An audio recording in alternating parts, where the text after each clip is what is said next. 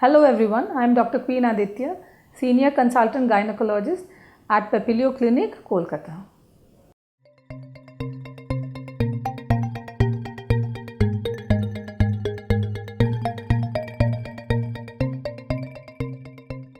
Abortion pills are nowadays highly in vogue. A lot of women would like to go about an abortion by means of pills rather than getting admitted and getting a proper surgical abortion done.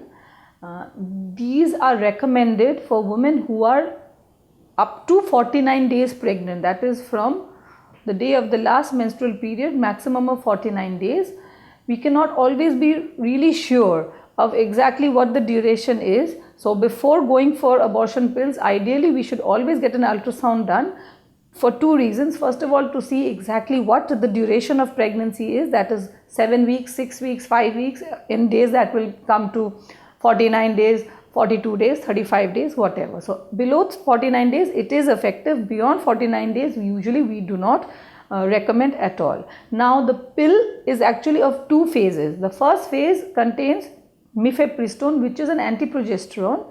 This tablet is taken orally by the patient after recommendation by her gynecologist, and what is done is that after taking this pill, it disturbs the milieu inside the uterus, that is the progesterone hormone causes a pregnancy to be retained. This is an antiprogesterone, hence it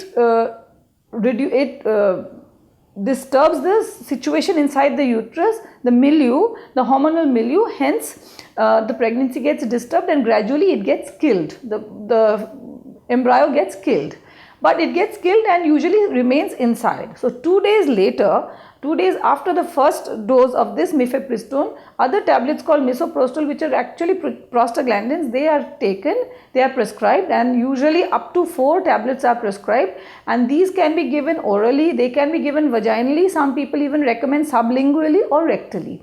These tablets, what they do is they contract the walls of the uterus, the muscles of the uterus, and with heavy contraction they make the dead or killed embryo come out. So that's a combination of these two medications cause abortion by pills. So this is what it's like. Now side effects is that it is not as merry as it seems to be, that okay, there is a wonder drug that if I am pregnant I can just get rid of it. It's actually not that happy, because sometimes the bleeding can be very heavy and it can cause severe anemia, so much so that the woman might even land up in hospital requiring blood transfusions.